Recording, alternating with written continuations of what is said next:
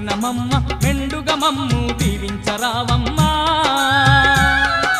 విజయవాడలో వెలసిన దుర్గమ్మ నీ పూజకు పువ్వులు తెచ్చినమమ్మ మెడలో దండలు వేసినమమ్మ మెండుగా మమ్ము దీవించరావమ్మా